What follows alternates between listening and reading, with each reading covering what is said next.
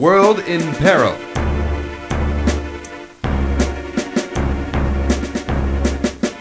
In a series of armored offensives, Germany has carried its blitzkrieg from Poland to France through city and countryside. The Africa Corps has devoured mile after mile of the North African desert, gateway to the oil-rich Middle East. Huge panzer divisions have smashed across the vast borderlands of the Soviet Union. The Allies, with firm resolve, have gathered their forces to begin the showdown with the Axis. Millions have volunteered to join the war effort, the industrial might of America turning to arm the Allies as the indomitable British island becomes the springboard for a mighty Allied counteroffensive. But victory will require more than just ships, tanks, planes, and armies of brave young soldiers. It will require the leadership of bold, decisive tacticians. In this dire situation, the leaders of the Allies marshal their finest commanders to lead the fight for freedom.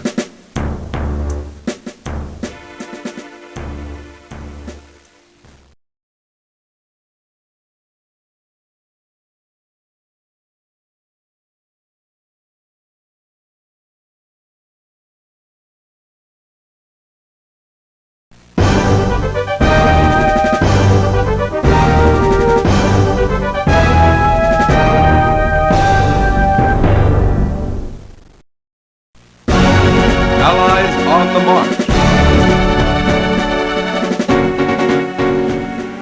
Desert Duel. January 1942. Italy has struck into North Africa, intent on creating a Mediterranean empire. This opens the way for the German war machine to secure the gateway to the Middle East. If the Axis succeeds here, the Wehrmacht can slake its growing thirst for oil with the bottomless reserves of Arabia. Germany has sent the best to lead the best. Erwin Rommel will lead his newly assembled Africa Corps. He plans to use these same panzer troops which captured Poland with terrifying speed and ferocity to crush the greatly outgunned British troops entrusted with holding Egypt. The British have little to sustain them besides their bravery and wits. It will have to be enough, for any hope for an Allied return to Europe rests on their shoulders.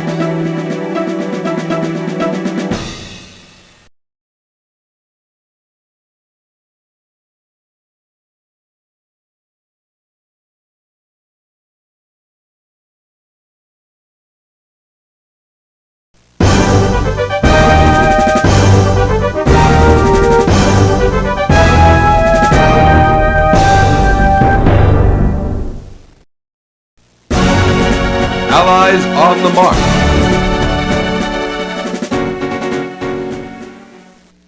War with Russia.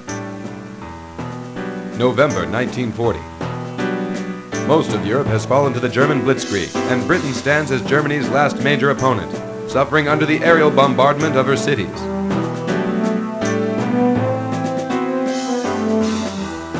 Because of the infamous Russo-German non-aggression pact, much of the world has feared that the Soviets will eventually enter the war as another member of the Axis.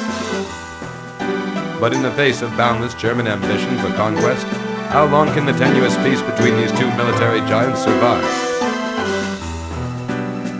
Surely Germany's jealous eye has turned toward the Soviet Union and her fertile plains of black earth. Her vast oil fields, her massive industrial capacity. It seems only a matter of time before the Wehrmacht attempts what even Napoleon's Grand Army could not accomplish: the conquest of Russia.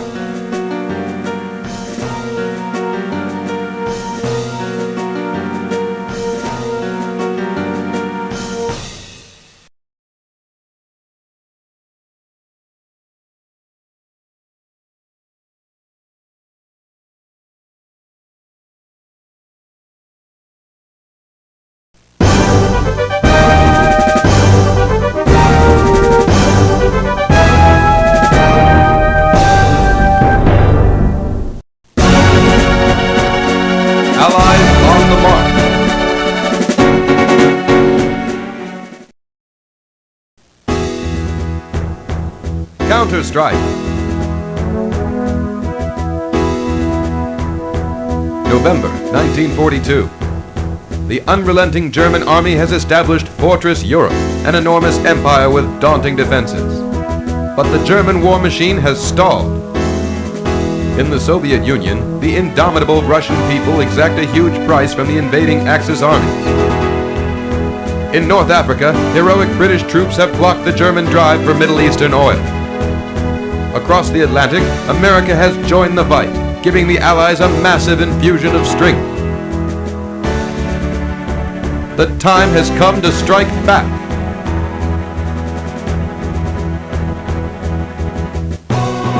First, the Allies must drive the Axis out of North Africa, clearing a path to the soft underbelly of Europe.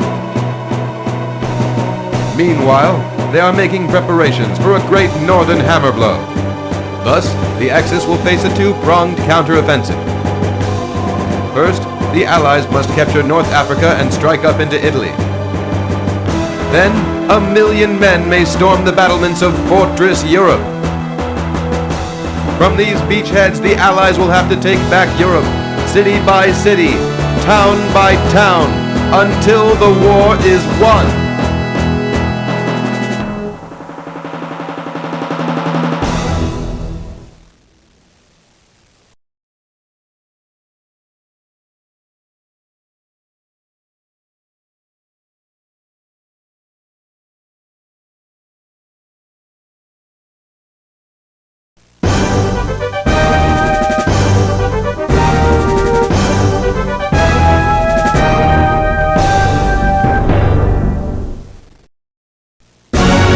Allies on the march.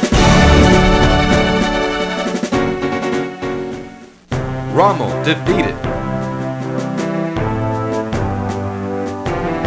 The oil reserves of the Middle East have slipped like sand through Germany's fingers. Erwin Rommel and his Africa Corps were once the most feared fighting force on the globe. But the unshakable Tommies guarding the gateway to Asia Minor proved to be more than his match, and have shattered Rommel's armored spear. Having stopped Rommel's men at the brink of Axis victory, the British now forced the Africa Corps to scramble backwards through the sands. The initiative lost, the Germans struggled desperately to keep their oil-starved machines from being swallowed by the desert. Now the foundation has been laid for an Allied return to Europe. All that remains to be achieved is the capture of North Africa. From Africa to Europe to victory.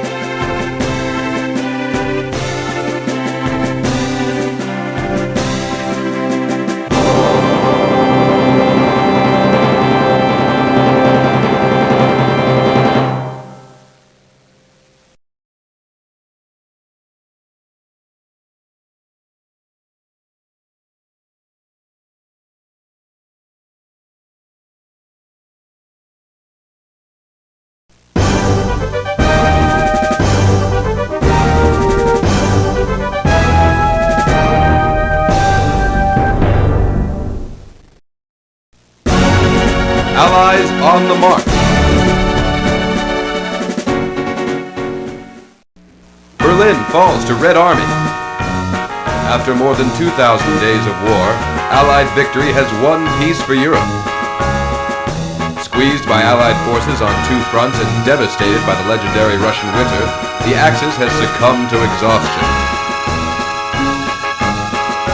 Following the disaster at Stalingrad, the Axis forces were driven back across Eastern Europe and into the heart of Germany itself. Triumphant Russian troops now walk the streets of Berlin.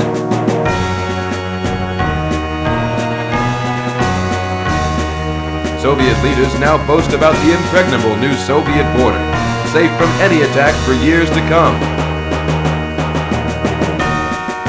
At last, Europe is free. The war is over.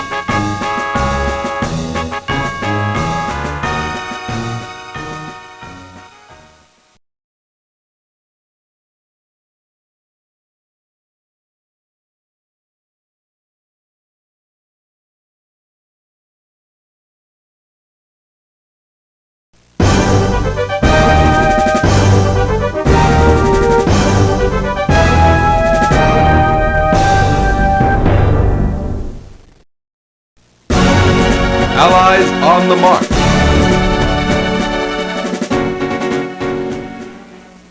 Europe free.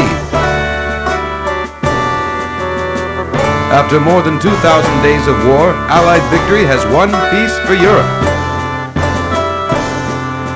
Allied field commanders, like knights of old, have led their valiant troops to win the Grail of freedom, slaying the armored German dragon. The Russian assault on the Eastern Front mauled the bulk of the Axis forces, while the British and Americans liberated France and pressed east, squeezing Germany from both sides. In the end, valorous Allied troops captured Berlin itself. American, British, and French forces finally greeted their Allied Russian counterparts, joining hands in Berlin. The war is over.